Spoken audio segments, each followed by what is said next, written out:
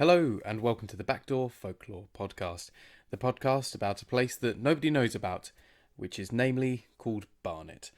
Barnet is a place so vacuous and unassuming that it can only be home to the most incredible tales, unbelievable people, and home to true myth and true legend. That's what this podcast is about. That's what I hope to be diving into. And episode 1, we're going to be talking about what I think is probably one of the most infamous characters within Barnet. And probably the most well-known infamous character within Barnet. And namely, he is the Barnet Vampire. Because nobody actually knows his real name. We have suspicions on what his real name may be. And we'll be getting to that later in the show. But let's start off with just a brief introduction about the Barnet Vampire. So, the Barnet Vampire is one of the most ancient legends of Barnet. He is the 5'2" Lord of the Night and has been seen wandering the streets of Barnet for the best part of 2 decades now, I'd say. He's always spotted wearing his flowing dark black cape, and he's eternally equipped with his midnight black shopping trolley. One thing that is a complete mystery is the contents of his shopping trolley, which is something we'll have to try and come back to later. I might have a report or two about that. I'm just having a quick little look through. I'm not too sure.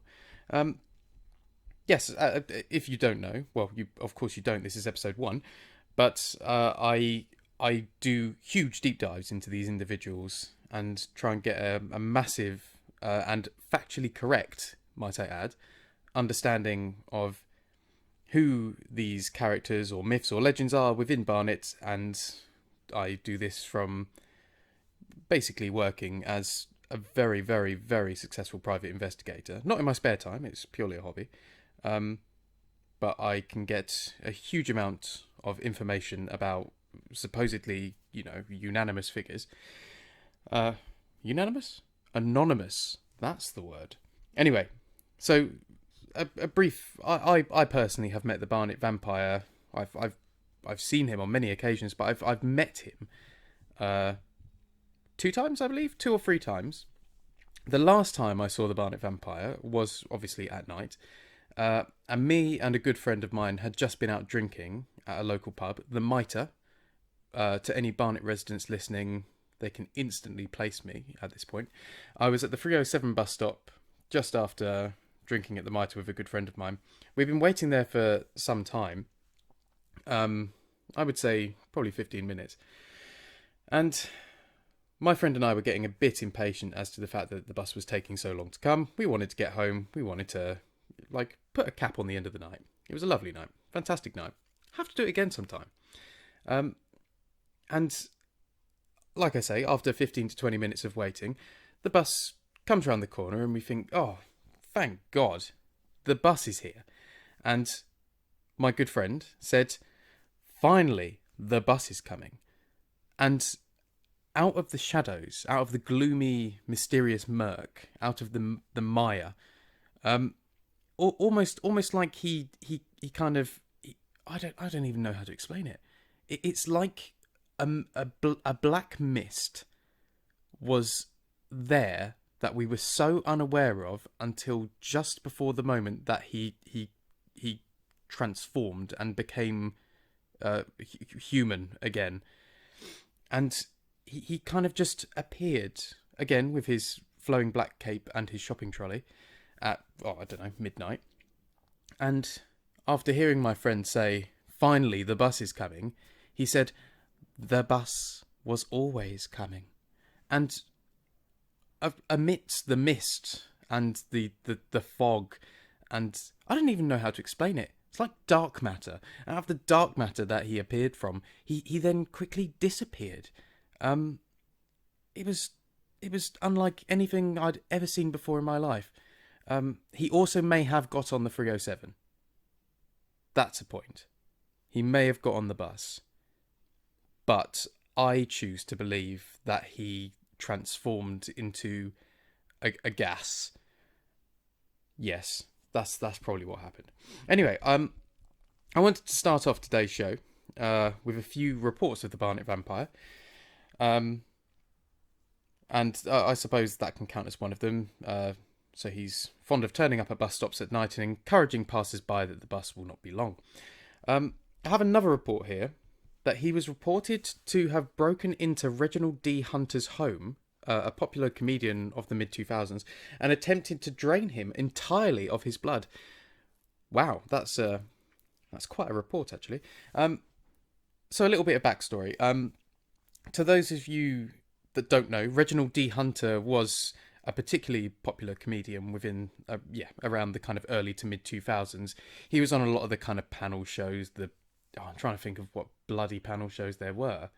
What was the one where they all stood about and did impressions of current affairs and that bollocks?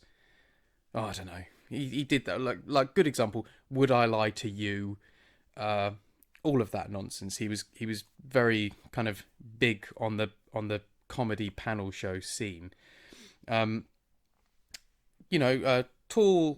black man, dreadlocks, probably down to his shoulders or chest area.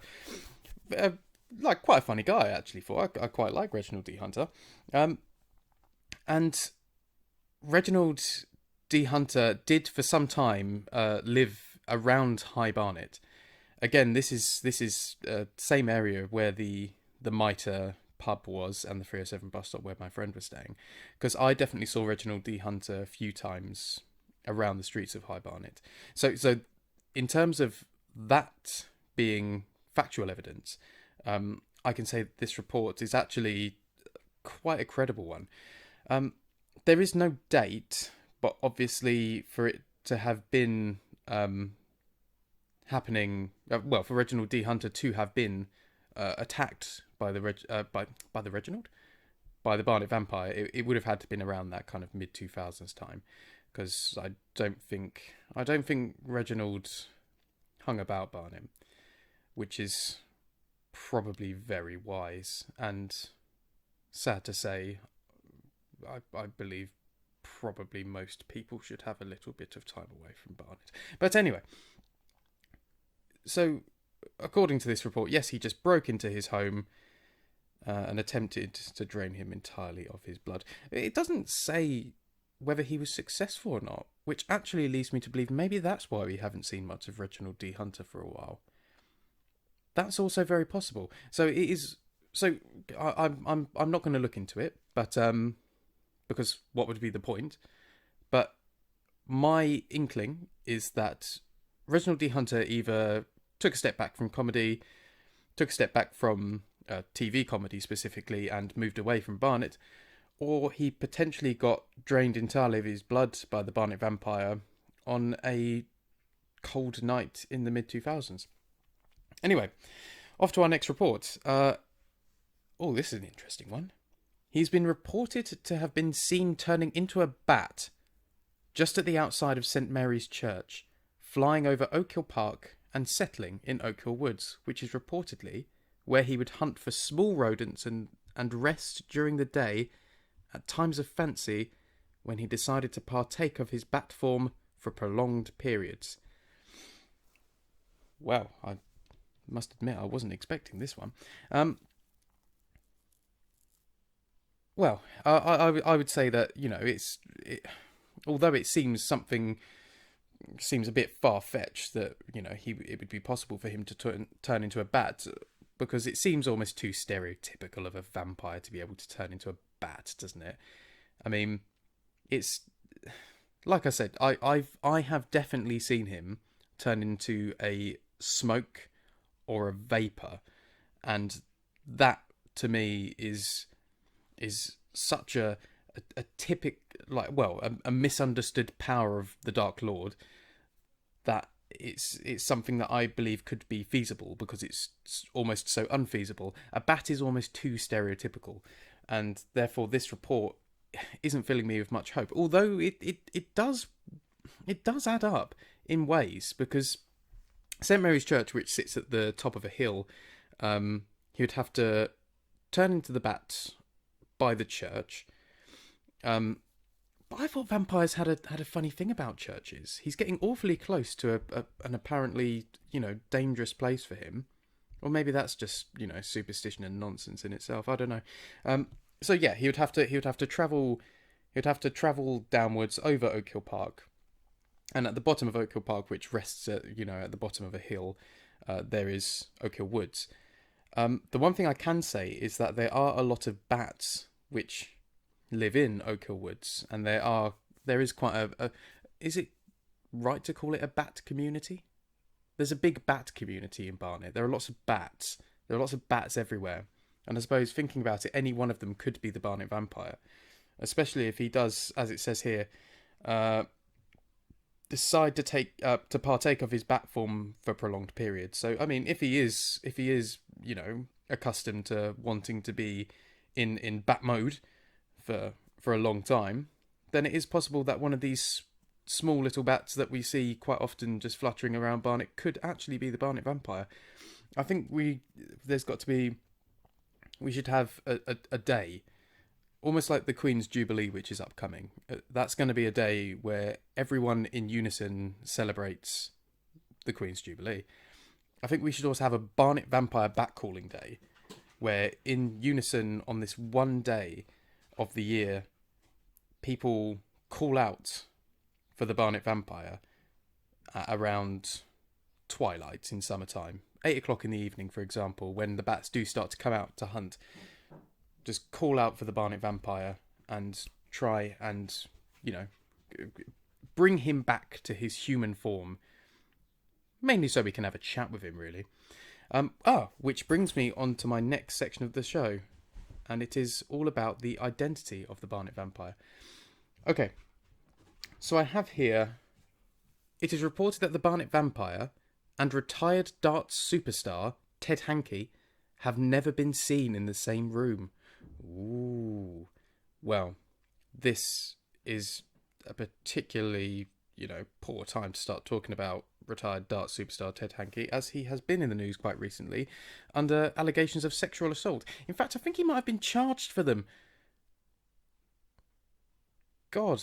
Which again, if Ted Hankey actually is the Barnet... Sit down. Not you, I'm talking to my dog. Lay down. Bastard. Yes, if Ted Hankey is the actual Barnet Vampire, then this does kind of add in with the timeframes of him not being seen for a short while. Although, again, him having, powers from the other side could also be very viable. So they've never been seen in the same room, which in itself is fantastic evidence as to the fact that Ted Hankey could be the Barnet Vampire. Ted Hankey, for those that don't know, a bit of background on Ted Hankey. Ted Hankey was a darts superstar. I don't know how long he'd been playing for. I certainly remember him, again, in the early and mid-2000s being kind of like a pretty top darts player. But he went under the name The Count, I believe. He always came out in a black cloak. He had slick black hair, like slicked back black hair, and was clearly a very big fan of, kind of like Hammer horror and, Count Dracula and, Christopher Lee's Dracula and the vampire films. It's clearly his bag. So Ted Hankey clearly had an interest in the occult. He clearly had an interest in Dracula specifically and vampires in general. He also clearly kind of had the look. The only thing I would say is Ted Hankey strikes me as a big man. Not just in terms of girth, his height. He seems a tall man too. And the one thing we know for certain about the Barnet Vampire is that he is about 5'2". I'm not a particularly tall man at all, and I towered over the Barnet Vampire. In fact, sometimes I wished I could see the Barnet Vampire more, just so I could feel bigger and more powerful. But I didn't see him much, so, that's enough of that. So Ted Hankey has, He has kind of, you know, this interest and this clear love for vampires, vampire culture, and so it is possible that him being the Barnet Vampire is an understandable, you know, is an understandable clause for his identity. But you know, it's also, again, a little bit far fetched, because we know now about Ted Hankey's despicable actions, and we also know that he is most likely headed for the clink. And I wish him luck, I suppose. On to the next one. Anyway, another suspected identity of the Barnet Vampire is Wolfie. Wolfie lived in High Barnet, so again, that's it, mainly where he has been seen, the Barnet Vampire. Most of our reports, well, the kind of two reports we've had so far, one being my own, indicate that he is kind of from the High Barnet area. So it says here, Wolfie lived in High Barnet, a pretty normal existence from all accounts. There's not much on Wolfie, mainly because I don't know who he is or what he is and what he is about and what he looks like. So I would say this is the least likely scenario. Yes, in fact, I'm moving on because I've got nothing on Wolfie. Why did I even put that in there? Stupid. Okay, this one I like, and this one excites me. So, he is supposedly an ancient Nosferatu-like vampire, an elder vampire to those in the know, was apparently the vampire that turned Vlad the Impaler into the vampiric master of the night that inspired Count Dracula. So, in many ways, the Barnet Vampire is the original vampire. This got me thinking about a show that was recently on Netflix called Midnight Mass. And to all of those listening now, I would highly recommend that you watch Midnight Mass. It's an absolutely fantastic show. But without trying to spoil it, a vampire that is encountered kind of by saying vampire, I have actually kind of spoiled it. You can't undo this, can you? Bollocks. Well, okay. So I've already spoiled now. So a vampire that you encounter at some point within it is kind of revealed to be like an ancient vampire, and is almost like the source of a wider spread of vampires going out into the world. And that's supposedly what we have with the Barnet Vampire, which is desperately exciting. Just going to have a sip of water.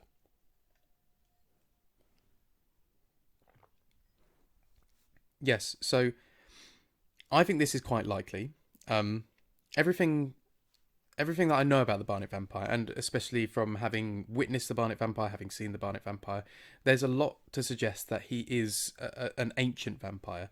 And like I say, a Nosferatu-like vampire, a vampire so inhuman that he's been potentially living for millennia, and has wound up living in Barnet after, you know, many millennia, many centuries of travelling the world, travelling Europe, turning nobles into, beasts of the night and such, and he's wound up after millennia of travel and millennia of bloodshed and millennia of enslavement and millennia of romancing and all sorts of actions over the space of hundreds and thousands of years. He's ended up in a North London borough and lives a relatively small existence. I think we should consider it vampire retirement. He's ended up in vampire retirement in Barnet. And what we do know about Barnet is that it does have what's the thing called? It's called like a grey vote, which is like Barnet's grey vote, or those who vote in Barnet who are over 50 or over 60, I believe it is such a significant number. There's a quite elderly. Why does elderly seem rude? there's a quite elderly, whatever you call it, load of people here, and I suppose in many ways him being potentially in his 2,000 or 3,000th year of life, I suppose he does fit into the kind of grave oak category, doesn't he? So that makes a lot of sense to me, and that's our last little ditty on the identity of the Barnet Vampire. So to break it down, we have the fact that the Barnet Vampire may be Ted Hankey, the disgraced darts superstar. We have the fact that he may be Wolfie, that we have no information about. It's basically a nickname for a bloke that lives in High Barnet. And we have the fact that he may be an ancient Nosferatu-like vampire, who incidentally turned Vlad the Impaler into the vampiric master of the night that inspired Count Dracula. Make of that what you will. I think it is most likely that he's Ted Hankey. And that's just my thoughts on the matter. Interesting little section coming up next. Sorry, having another little drink of water. So we're going to break each show up with a little fact about Barnet in between. So I've got... Hang on a sec. I've got my fact here. Okay, so today's fact about Barnet is toffee crisps are so popular in Barnet that one resident reportedly married one in 1996.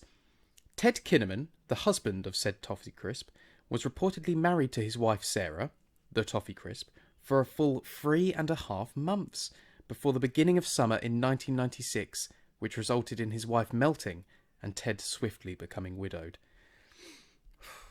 Wow, who'd have thought? I mean, the things that happen in this place is unbelievable. Also, a nice little play-off is the fact that we've mentioned Ted Hankey, and Ted Kinnaman was in our fact about Barnet. 2 Teds in one episode. What, the chances of that, eh? Probably small. Yeah, so Ted Kinnaman married a toffee crisp in 1996 and was swiftly widowed 3.5 months later.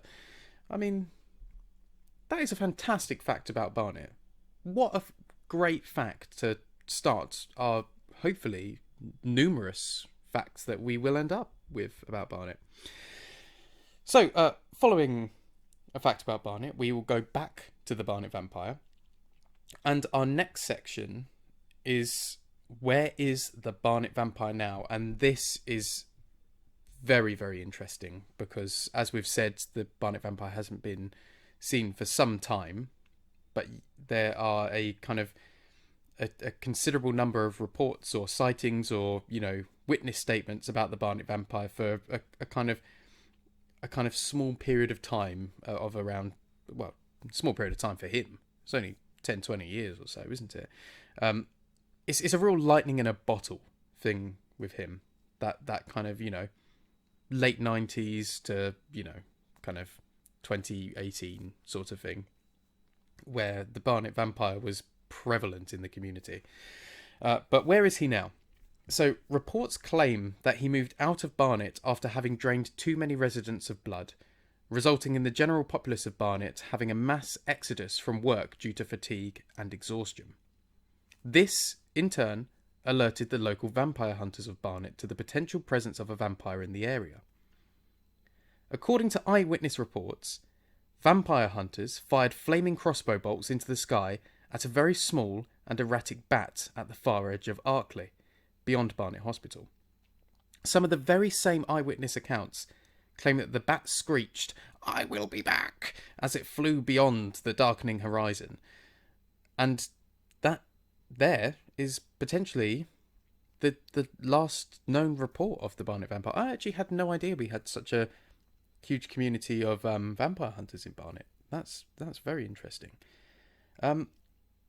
Again, another thing which adds up is the fact that if this report is to be is believed to be true, is that this happened at the edge of Arkley, which is kind of the far side of High Barnet again. So we are getting this entanglement of High Barnet within our most reputable stories and reports about the Barnet Vampire. So it would be good to note that the legitimacy of this of this report being the last sighting of the Barnet Vampire. I'm just checking; it's not actually dated. Oh no, wait, it is. It's 2018. Ah, well, the time adds up as well. Okay, so the time adds up with it being around 2018, which, to my knowledge at least, is the last time, or around the last time, the Barnet Vampire was spotted, seen, or witnessed. And this does take place at the far edge of High Barnet, which is Arkley, and around Barnet Hospital. And so it does kind of lead me to believe that this is potentially true. And this is, well, I mean, this is potentially the very last sighting of the Barnet Vampire. Well, he's potentially a vampire of a different area now. He's potentially the Flitwick vampire now, or I don't know, the Great Vampire of Kent. He could be anywhere. Could be anywhere. It'd be good to, I think it'd be interesting to do a Google search on him and see if there are any photos taken of him in times beyond his time in Barnet to see where he may be now. But at least in this report specifically, it basically got to a point where he'd oversaturated himself around Barnet. He'd made his presence too obvious. He'd drained too many people of blood. He'd engorged himself on the residents of Barnet, which I can say from personal experience is a bloody awful thing to do. Never do that. Never ever get so engorged with the residents of Barnet that you'd feel disgusted with yourself. I mean, I would. I certainly would.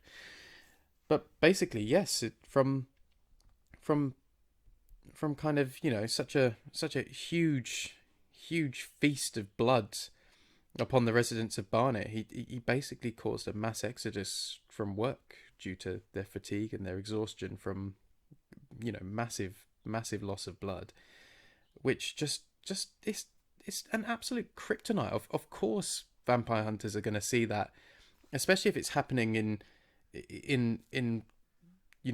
a space of rapid time and it comes across quickly.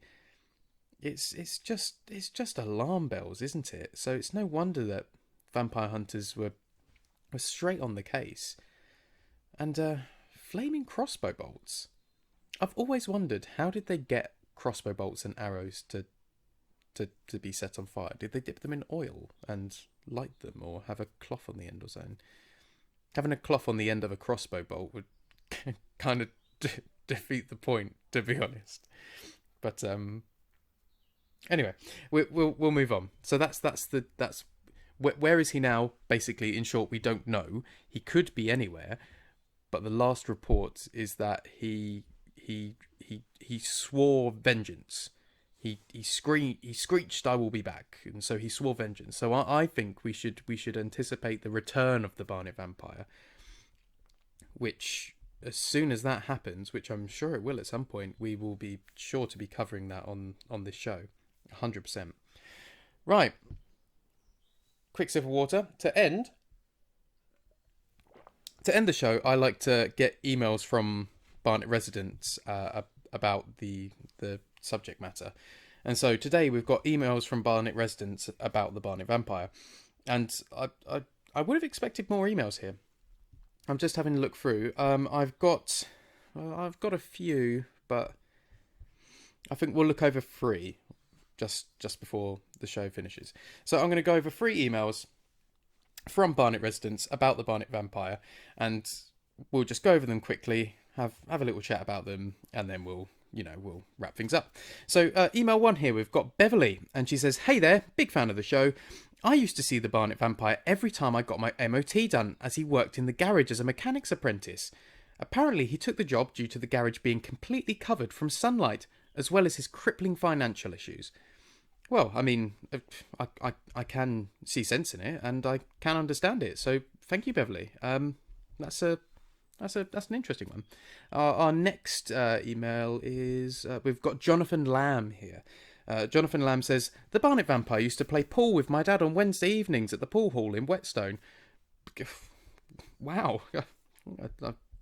I really didn't expect that one at all, to be honest.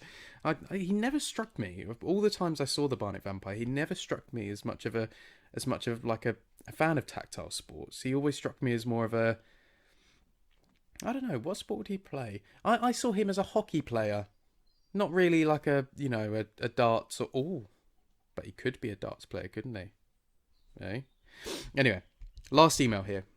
Here we have Patrick. Right, Patrick. He says, the Barnet Vampire is my wife. I'm sure of it. She leaves the house every night when she thinks I'm asleep. She comes back in the early hours of the morning, flushed and exhausted, as if oversaturated with blood. I don't think we'll reveal to Patrick what his wife may actually be doing, but it is also possible. I don't know. Oh, poor Patrick. Poor Patrick. Right. Fantastic. Either way, fantastic emails from the Barnet general public. It's wonderful to have them emailing in, and I hope all of you listening, please email in. Please email in any stories you have. Email in anything you may have about the Barnet Vampire specifically, or anything else. I need more about Barnet. There's so much more to be said. I'm seeing Barnet now as a very small rock that I'm uncovering, and the insects and bugs and creepy crawlies that I'm seeing underneath this rock aren't just bugs, insects and creepy crawlies. They are X-Files like mutated, genetically modified, radioactive, glow-in-the-dark megabugs, and each and every single one is a podcaster's wet dream. It's a gold mine. There's so much to be spoken about. There's so much to be said. There's so much to discover in Barnet. And I hope, if you're a resident of Barnet, I hope you can appreciate this podcast and Barnet in general. If you are not a resident of Barnet, I hope now that you can see just how magical this place can be. And I'm sure you'll be doing Google searches and looking at all of our, the pictures of how wonderful Barnet is. But anyway, the Barnet Vampire. Thank you very much for listening. I really do appreciate it. Please follow the podcast on whatever platform you're listening on. Acast, YouTube, Apple Podcasts, Amazon Podcast, I don't know, SoundCloud, whatever. So thank you for listening. Please tune into the next one, and I'll catch you then. See you later.